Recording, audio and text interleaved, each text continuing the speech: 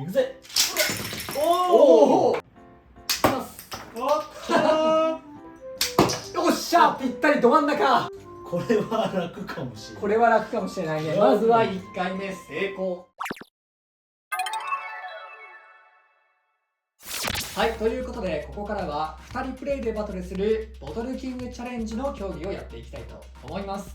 最初の競技はスピードシューティング。下に並んでいる4つのターゲットを全て倒した後に上に乗っている大きなターゲットを倒した方が勝ちというルールになっております。チョメモラはこちらのカスタマイズでやっていきます。そしてこちらも使っていきます。野水渡はコーラマネエナジープラプラの頭ライフガーディワンのこのボトルマンとドラグルト G の足がアースローラーになっているものを使っていきます。ビッグキャップでまずは前面のあれを剥がして奥を狙っていこうみたいな算段です。私はビッグキャップ3個、1つはウェイト、2つはメタルキャップが入ったものを選んでいます。チョメモラはビッグキャップ一発とヘビーキャップ一発、ライトキャップ一発になっております。ビッグキャップヘビーキャップですね。そうだね。それではやっていきましょうか。ショーヘビーキャップボトルバトルゴー。ゴー。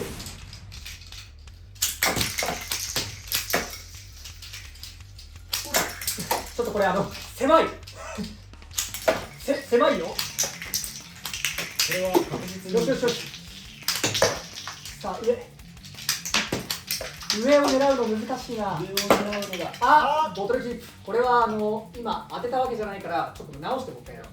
倒した方の勝ちだけど今のはなんか違う気がする。脳幹で脳幹にしよう。それでは中断したところからいきましょうか。はい。レディーキャップボトルバトルゴー。全然それでは行きましょう。レディーキャップボトルバトルゴー。全然違えところ。全然違えとこいや狙うがいいんだけど。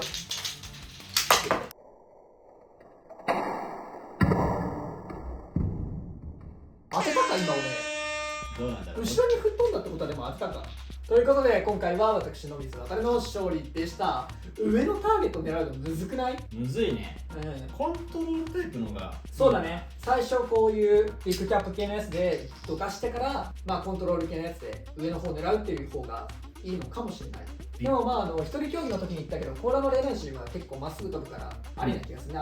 両側プラプラね、ラバーのやつだとちょっと曲がっちゃうけど、ビッグキャップだとね、最後のターゲット届かんね。そうだね。あれじゃないかな、軽いやつにしないといけないんじゃない？かもね。ビッグキャップにウェイトとかつけるんじゃなくて普通のねノーマルキャップを入れた状態だったら結構飛ぶんじゃない？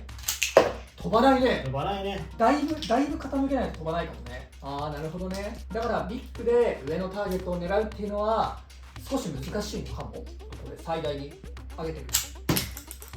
やろうと思えばできるかなぐらいか。難しいっちゃ難しいかなそうだねって感じだね。でもやっぱり上のターゲットを狙うっていうのはボトルマンらしい競技かなとは思ったね。ビーダーマンだとあんまこういうのできないじゃん。そうね、ビー玉も重くてね。そう、上には飛ばないから、うん、これは面白いなと思ったね。確かにらしい、ボトルマンらしい競技だなと思った。では次の競技に行きましょ行きましょう。う。では次の競技は BK。 交互に5回ずつショットをしてトレーにキャップをより多く入れた方が勝ちというルールになっております。だからこれは1人ずつね慎重に打っていく、よく狙って戦うっていうコントロール系のね競技になってますね。主要ボトルマンはドラゴジーナ DX のアルサイダーヘッド。私はレイドブレイブ DX でやっていきます。やっぱ縦回転の方が入りやすいかなと。そうだね。レディーキャップボトルバトルゴー。じゃあチョメマルさんの先行でいいかな。 OK。 ノーマルキャップ4つね。 Yes。 では行きます。そうだな。通ったね。ちょっと最後のあれはダメだ。本来はダメだけど、でもちゃんと今一発通ったね。では私の水渡はレイドブレイブ DX にライトキャップを使ってやってみます。いきます。外してしまった。真ん中いっちゃったな。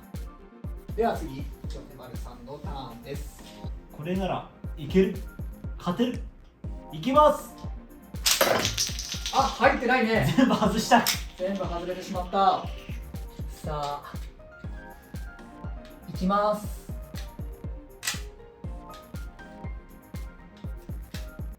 待って、出ないんだけど。出ないんだけど。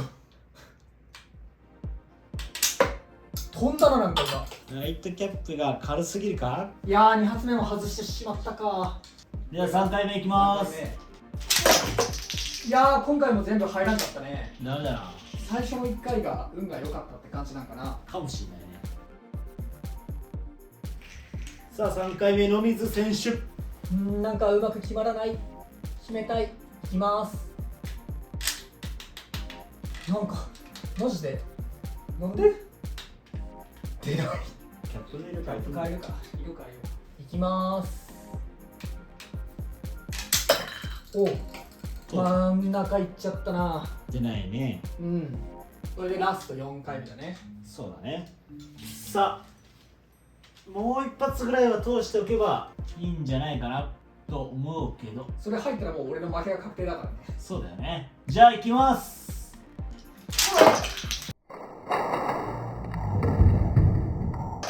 3発で入ったね。めっちゃ最後入ったな。はい、ということで PK 対決は俺が最後打つまででもなくちょんまるさんの勝利でした。やりました。いや、なんか黄色いライトキャップレイドブレイブと相性悪いかもしんない。全然球が出なかった。たまたまかもしんないけどね。うん、キャップがなんかねギチギチって前出なかったからちょっとそれもあるかも。他の色だったらすごい簡単に出るんだけどね。まっすぐ行くし、全然いいんだけど、なんか俺のレイドブレイブ黄色のやつだと嫌がるんだ。黄色嫌がるんだ。出るまでめちゃめちゃ時間かかって、なんかこれもちょっとあったかも。レイドブレイブが弱いってわけじゃなくて、まあなんかちょっと相性が悪かったのと俺が下手っていうのを言いたいだけ。こいつのは悪くない。まあ1対1よ今のところ。ああ、スピードシューティング合わせてるってことね。1勝1敗だね。そうだね。お互い。では次の競技に行きましょう。はい、では次の競技はバリケードクラッシュです。手前に配置されている、バリケードを守るターゲットを破壊しながら奥のね一つ大きい角型のターゲットを先に倒した方が勝ちというルールになっております。中央ボトルマンはドラゴジーナ。私はコーラマルエナジープラプラ。それでは参りましょう。はい。レディキャップボトルバトルゴー。終了。ということで今回は私の水渡るとコーラマルエナジープラプラの勝利でした。やはり威力の高いボトルマンっていうのはこういうところでは使えるし、コーラマルエナジーのプラプラみたいにまっすぐ飛ぶっていうのはやっぱりゴッドキャップシリーズでもその強さは健在ですね。では次の競技に行きましょう。はい、ということで次の競技はストレートアタック。2回のショットでこのまっすぐ並んだターゲットをより多く倒した方が勝ちというルールになっております。私の水渡は変わらずコーラマルエナジープラプラを使っていきます。チョメマルはコバルトボトル G を使っていきます。それでは行きましょう。レディーキャップボボトルバトルゴー。これもね一発ずつ打って2回打つっていうやつだから、そんなに急がなくてもいいでしょう。同時じゃなくても多分いいと思う。先打ってもいいよ。これはよく狙ってから打つ。いや先そっちいいよ。先そっちいいよ。じゃあ行きます。そっちを倒しちゃったけどどうなるんだろうね。どうなるんでしょうね。同時の方が良かったかもね。いいよか。はい、ということでお互い2つ残ってるね。より多く倒せた方が勝ちだから次の一発で勝負が決まる。嫌だな、なんか俺まっすぐだなあれ。それではいいですか、2発目。 OK。 いきますよ。これはもう俺はゆっくり狙って1個倒せばいいね。いけるかな。OK ということで、私が倒した数が4本、チョメマルさんが倒した数が3本ということで私の水渡の勝利でした。これはたまたまって感じだったよね。ストレートに負けちまったぜ。外したからな。それでは最後の競技に行きましょう。はい、ということで最後の競技はレースです。壁からペットボトル3本分離れたところにターゲットを用意して、このターゲットを先に壁に当てた方が勝ちというルールになっております。ただちょっと画面のサイズの都合上全然僕たちのボトルマン入らないんですけどお許しください。お許しください。これ多分全ての競技の中で一番長い。そうだね。今までやってきたやつよりすごい距離が。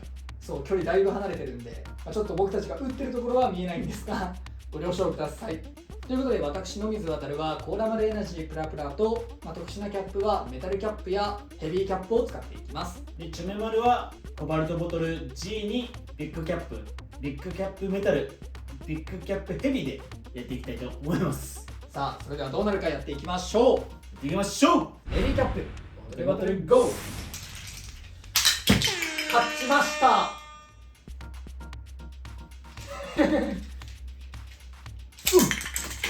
あなたも勝ちました。はい、ということで、今回は私の水渡の勝利でした。はい、ということで今回はボトルマン公式競技セットで対戦したりして遊んできましたが、いかがだったでしょうか。いや楽しかったね。そうだね。結構こう一人対戦というか、一人でねターゲットを狙ってやる勝負も楽しかったし、二人でやる対戦も面白かったかなと思った。別に一人競技でもね、友達と一緒にね。そうそう、今回の俺らみたいにどっちが多く入ったとかどっちが多く倒したってやるのも全然面白いと思いますし、まあ、逆にね周りにボトルマンやってる人いないよっていう人も一人競技だったら家でねこう黙々とやったりとか、あとはまあ YouTube に動画投稿したり Twitter でねこう自分の動画を上げたりして楽しむっていうのも全然ありだなと思いました。そうだね。まあ、あと今回ねゴッドキャップシリーズの動画は初めてなんだけど、こうビッグキャップとかさ、キャップの種類がいろいろ増えてやれること多くなって面白かったね。そうだね。弾の種類が多くなった分、その戦略性がまた広がったかなって思う。ドラゴジーナとかは特にあれだよね、弾の前後の種類とかも考えるともっと深くなるのかも。そうだね、確かにそうだね。なんかやっぱ戦略が広がったかな。アトビーの頃にもあったよね、こういうあれなんていうんだっけ、ストライクショット。ストライクショット、ラバーがついてるやつとか全く見えない透明なやつとかね。そうだね、いろいろあったけど、まあ、そういう感じでねボトルマンも、まあ、今までの対戦の競技をやったとしても、例えばこの公式競技じゃなかったとしても、このゴッドキャップシリーズで対戦環境にも変化が出てきたりするんじゃないかなとは思ってるね。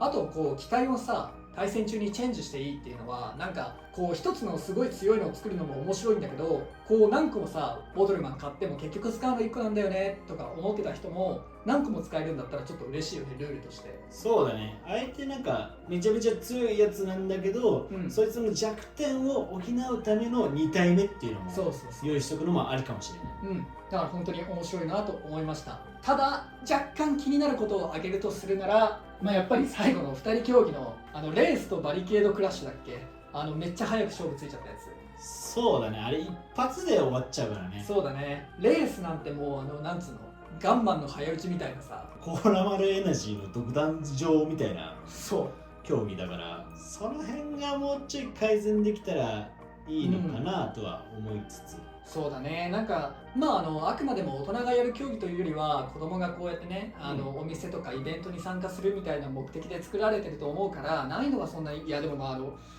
ホールインワンはめちゃめちゃ難易度高かったんだけど、あれは一番難しいと思う。あれは一番難しいと思う。まあでもそう思うと、まあそこまでね、なんつうか難易度は高くなくてもいいと思うんだけど、ちょっと早く勝負つきすぎかなとは思ったね。そうだね、個人的にはやっぱ対人が来てくれたら嬉しいかなと思うんだけど、まあこれも一応対人ではあるんだけど、対面競技、対面競技っていうのかな。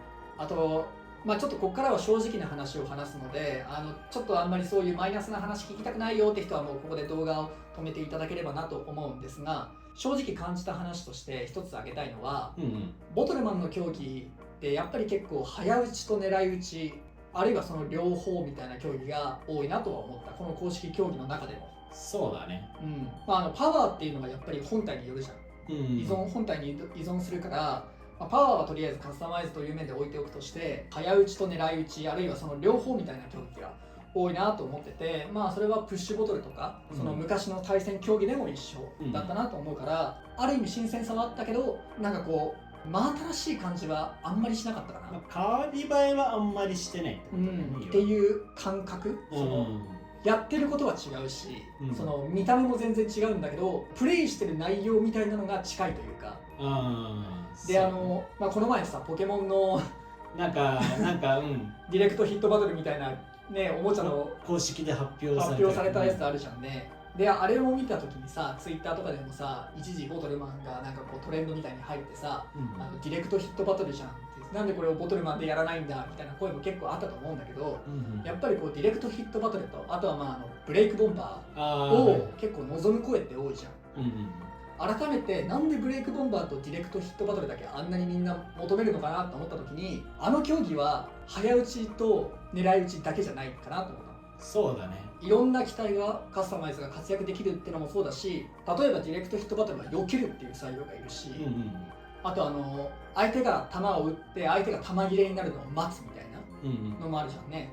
でブレイクボンバーももうただ連射するんじゃなくて、ターゲットがねどれぐらいのところにあるから自分はいつ打とうかみたいな、そういう戦略性とかもあるじゃんね。っていうのがやっぱりそのボトルマンの競技の中と違うのかなと思ったんだけど、よくよく考えてみればビーダマンってさもっといっぱい競技あるじゃん。そうだね、なんか覚えてないけどいろいろある、あった。例えばクラッシュビーダマンだったらクラッシュタワーって言ってタワーを破壊するみたいな、相手陣地のタワーを破壊しましょうみたいな競技とか、あとはプッシュボトルみたいなホッケーで真ん中にあるやつとか、あとは本当にそういういろんな競技があったのね、でもそんだけいろんな競技あるのにビーダマンの中からボトルマンでもこれ欲しいって言われるのディレクトヒットバトルとブレイクボンバーだけなんだよ。